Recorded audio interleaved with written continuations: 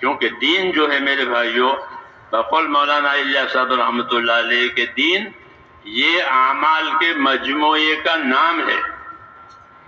دین دال یا نون 3 حرف ہیں، اور اس کا اطلاق، اس کا مطلب کیا ہوتا ہے کہ دین، تو فرماتے تھے کہ دین وہ اعمال کے مجموعے کا نام ہے۔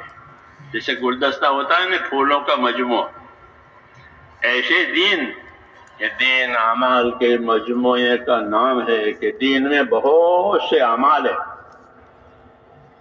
بعض اعمال کا تعلق دل سے ہے، دل کا عمل ہے، دل کا عمل ہے کہ اللہ پر یقین کریں، ہاں اس کو ایمان کہتے ہیں، کہ اندر سے اللہ پر یقین کر کے اللہ ایک ہی ہے، وہی عبادت کے لائق ہے، اور اس سے ڈرے اور اس سے امیدوار رہے۔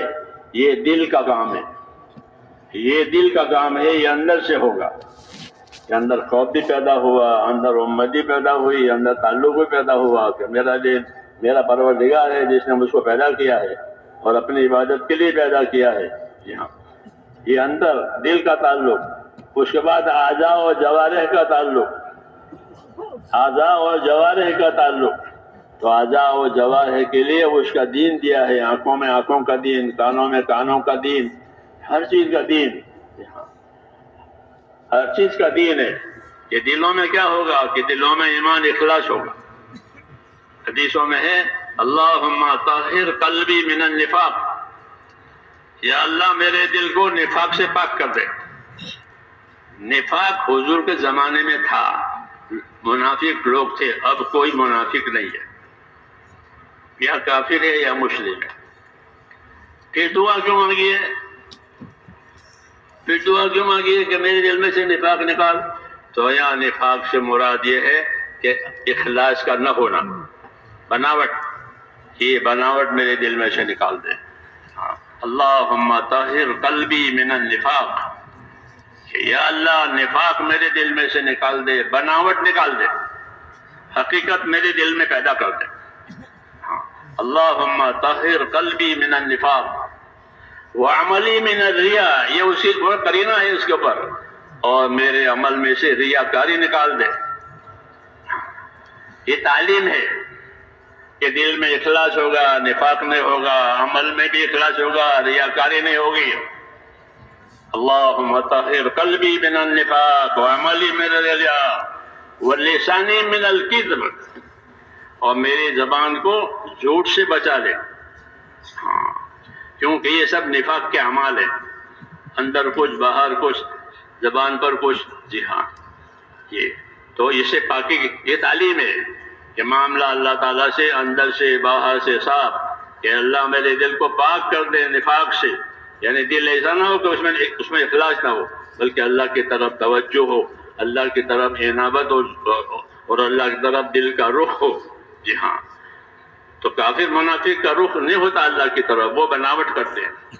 اس لیے کہا کہ میرے دل میں سے نفاق نکال دے، طاہر قلبی من النفاق وعملی من الریا، اور میرے عمل میں سے دکھاوا نکال دے، کہ میرا عمل لوگوں کو دکھانے کے لیے نہیں ہو یا کسی ظاہری غرض کے لیے نہ ہو، بلکہ میرا عمل اس لیے ہو تاکہ میرا اللہ مجھ سے راضی ہو جاوے، اور جو تقاضا میرے اللہ نے مجھے دیا ہے اپنی بندگی عبادت کا، وہ مجھ سے پورا ہو جاوے۔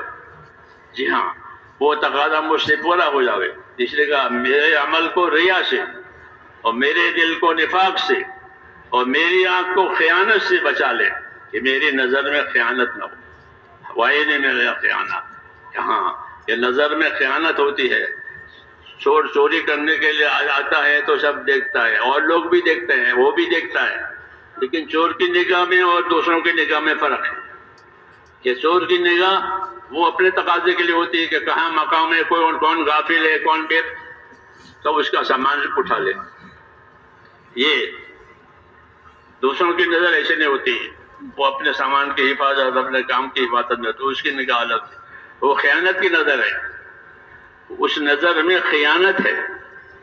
تو اس لیے کہا کہ میرے دل کو نفاق سے پاک کر دے، اخلاص سے بھر دے، اور میرے عمل کو ریا سے پاک کر دے، اس میں للہیت پیدا کر، کہ میری حرکت جو ہے وہ تیری رضا حاصل کرنے کے لیے ہو. عمل حرکت کا نام ہے، تو میری حرکت کہ وہ تیری رضا حاصل کرنے کے لیے ہو.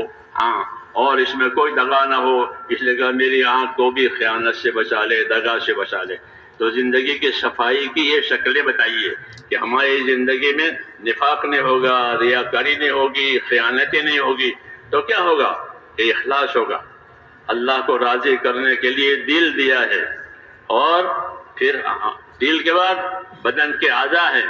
تو بدن کے اعضاء کو اللہ تعالیٰ نے عمل کے لیے پیدا کیا. بدن کے اعضاء سے عمل ظاہر ہوگا، ہاں، اچھا یا برا.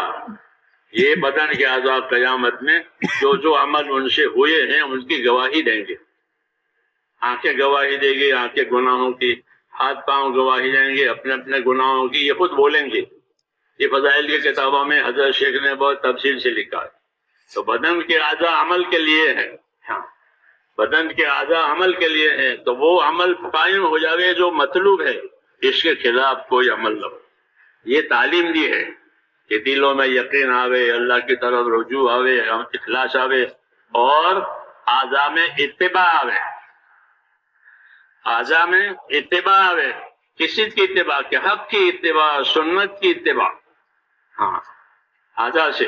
ہاں، اس طرح اپنی زندگی کو سنوارنے کے لیے یہ راستہ بتایا، اور دعا مانگی کہ اللہ میری زندگی سنوار دے. اللہم اصلح لی دینی، میری زندگی، میرا دین سنوار دے، میری دنیا سنوار دے، میری آخرت سنوار دے. یہ دعائیں مانگی. میری دنیا سنوار دے کیونکہ دنیا میں میرا گزارا ہے.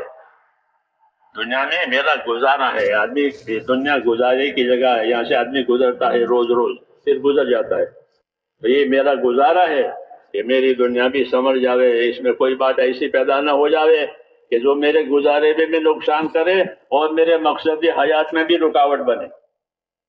اور میری آخرت سنوار دے.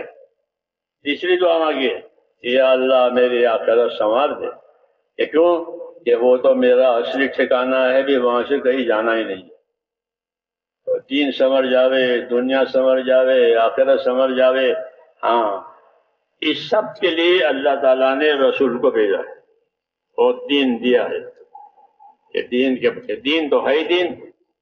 یہ دین صحیح معنی میں آیا، یعنی اندر کا یقین صحیح ہو گیا، خدا کا خوف پیدا ہوا، اور جان مال کا استعمال اللہ کے حکموں کے مطابق ہو گیا.